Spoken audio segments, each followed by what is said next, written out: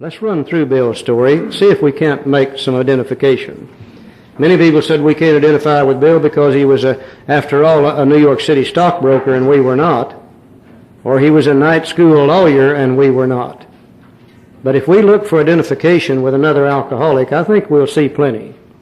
We usually start on page 2. I took a night law course and obtained employment as investigator for a surety company. The drive for success was on. I'd prove to the world I was important. Well, I already identify with Bill Wilson. That's all I ever want to do, just prove to the world that I'm important also. He said, my work took me about Wall Street, and little by little I became interested in the market. Many people lost money, but some became very rich. Why not I? I studied economics and business as well as law. Potential alcoholic that I was, I nearly failed my law course. At one of the finals, I was too drunk to think or write. Though my drinking was not yet continuous, it disturbed my wife. We had long talks when I would still her forebodings by telling her that men of genius conceive their best projects when drunk. I have no trouble identifying with Bill Wilson. By the time I'd completed the course, I knew the law was not for me. The inviting maelstream of Wall Street had me in its grip. Business and financial leaders were my heroes. Out of this alloy of drink and speculation, I commenced to forge the weapon until one day turned in its flight like a boomerang and all but cut me to ribbons. Living modestly, my wife and I saved $1,000. It went into certain securities then cheap and rather unpopular. I rightly imagined they would someday have a great rise. I failed to persuade my broker friends to send me out looking over factories and managements, but my wife and I decided to go anyway. I had developed a theory that most people lost money in stocks through ignorance of markets. I discovered many more reasons later on. Bill is referring to a time in the 1920s when the stock market was on a roll. Just about everybody made money in it. About all you had to do was buy stock. Hold on to it, go up in price, sell it, buy some more. But Bill began to say, look, someday this bubble might burst. He began to say such things as perhaps instead of investing on pure speculation, maybe we ought to start investigating these companies and see what they're really worth, look at the dividends they're paying, and start making investments based on fact rather than just pure speculation. Now, being a good alcoholic, having no money at all to do this on, Bill goes to the people that have the money, and he said, if you will back me, I will go investigate these companies, and then I'll make reports, and then we'll make our decisions based on that. And they said, no, Bill, we don't need that. We're making all the money we need. That's just a waste of time and money. But again, being a good, stubborn, hard-headed alcoholic, Bill said, to hell with them, I'll go do it anyway. He took what little money that he had, he and Lois had, and to the bottom of page 2, he said, we gave up our positions and off we roared on a motorcycle. The sidecar stuffed with tent blankets, a change of clothes, and 3 huge volumes of a financial reference service. Our friends thought a lunacy commission should be appointed.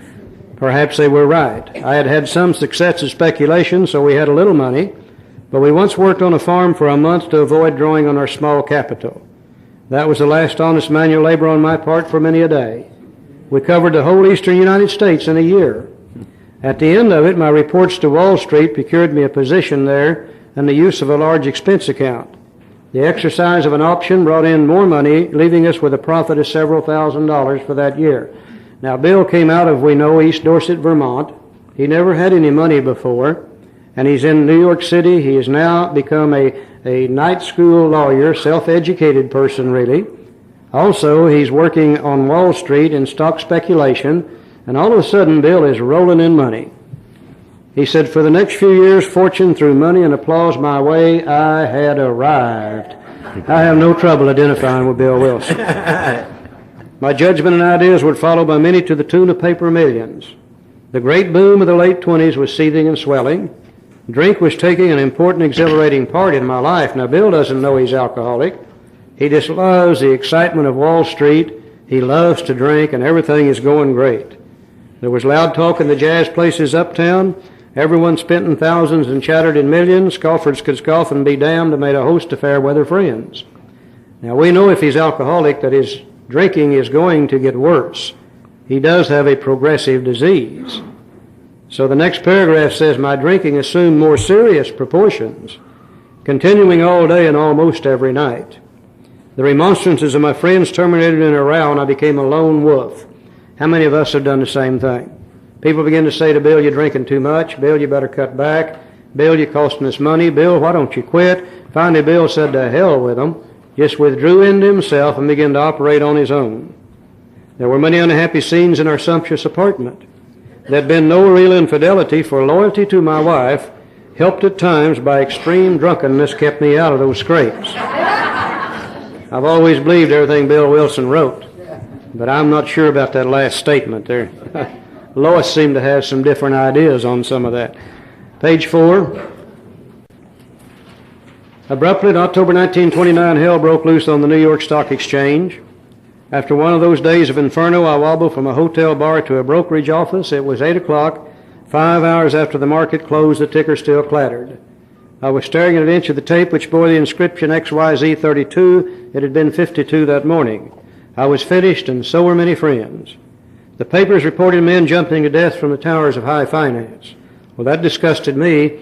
I would not jump. I went back to the bar. My friends had dropped several million since 10 o'clock, so what? Tomorrow was another day, and as I drank, the old fierce determination to win came back. How many of us have done the same thing?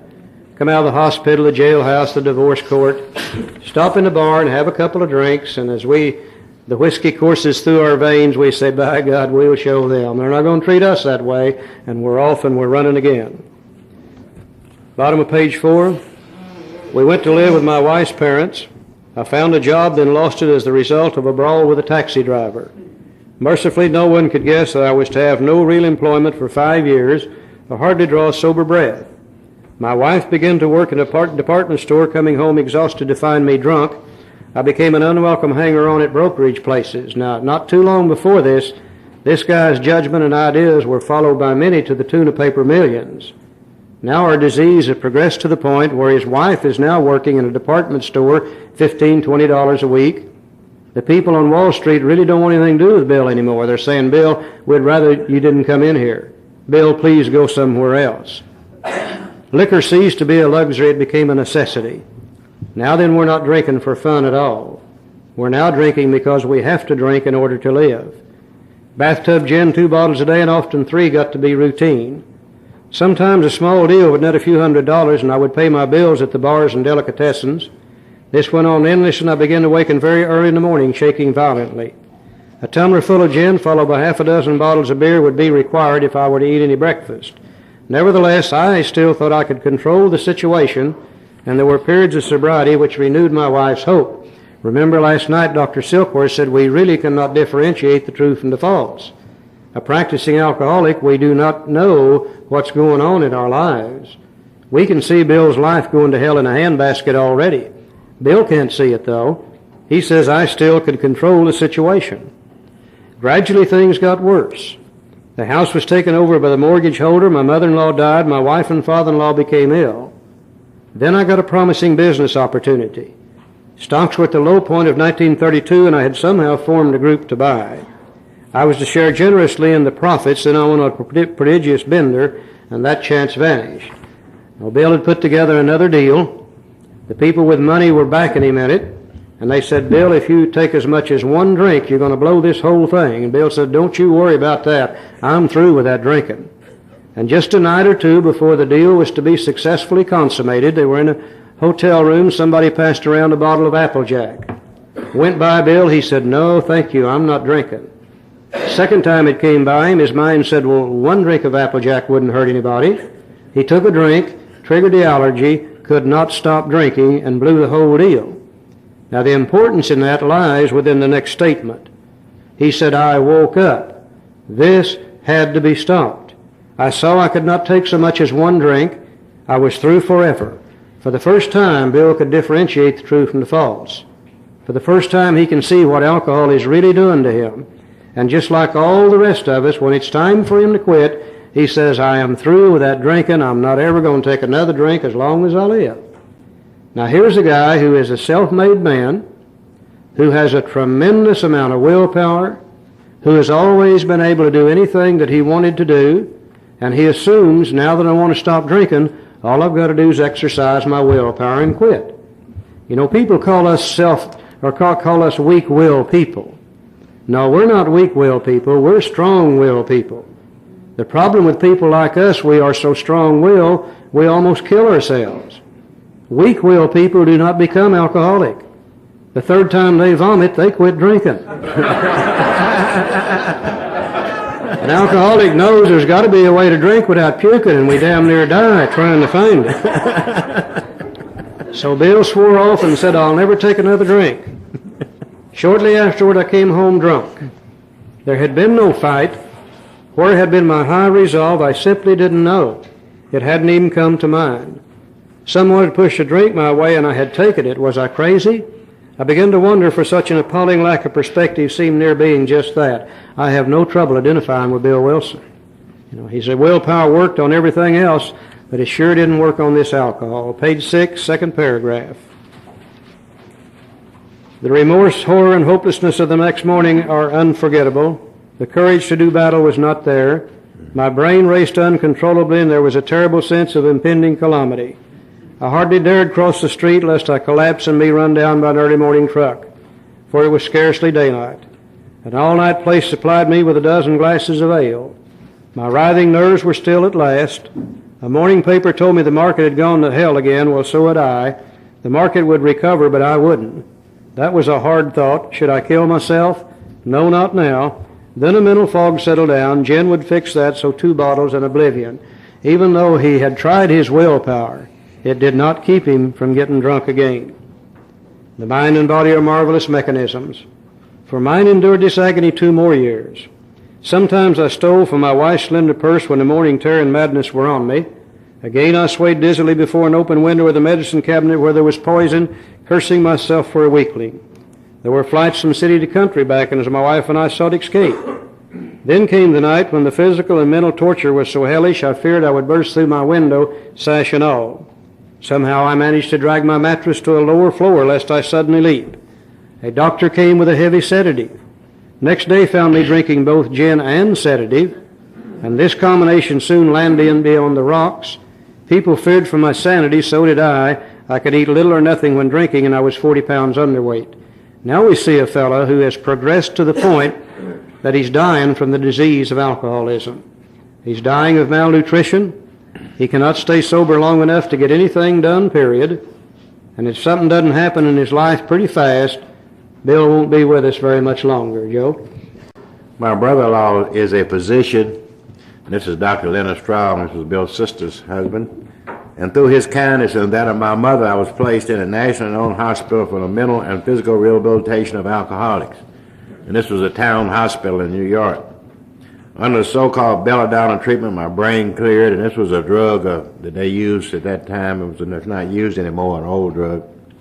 Hydrotherapy and mild exercise helped much. Hydrotherapy was, we saw some of that over in Australia. It's a little cubicle. They put you in, they got a lot of hot water showers, 8 or 10 of the showers. They put you on a little gurney, and they just hit you with hot water.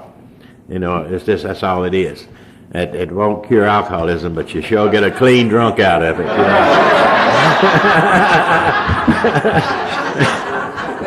It says,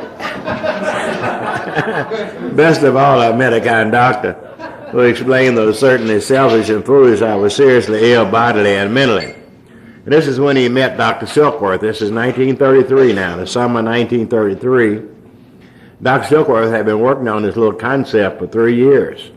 And he shared it with Bill, and I wonder if Bill was the first person he ever did this with, but he shared it with Bill. And he told Bill about the physical allergy and the mental obsession. And Bill said, and we can see what he got out of it, because remember, Bill had been trying to use willpower up to this point. He says here, it relieved me somewhat to learn that in alcoholics the will is amazingly weakened when it comes to combating liquor, though it often remains strong in other respects. He said, my incredible behavior in the face of a desperate desire to stop was explained. Now this told him why willpower wouldn't work. He said, understanding myself now, I fared forth in high hopes. Listening to this, he said, for 3 or 4 months the goose hung high. And that means, slang, he's doing pretty good. I went to town regularly and even made a little money. Sure, this was the answer of self-knowledge. But it was not, for the frightful day came when I drank once more. The curve of my declining moral and bodily health fell off like a ski jump. After a time, I returned to the hospital, and this is 1934, and Bill is back at Towns Hospital. This was the finish, the curtains, it seemed to me. My weary and despairing wife was informed it was all in, that heart failures are delirium tremens. I would develop a wet brain perhaps within a year. She would have to give me over to the undertaker or this sound. Now, on this visit, he overheard Dr. Silkworth talking to Lois. He said, it was a devastating blow to my pride.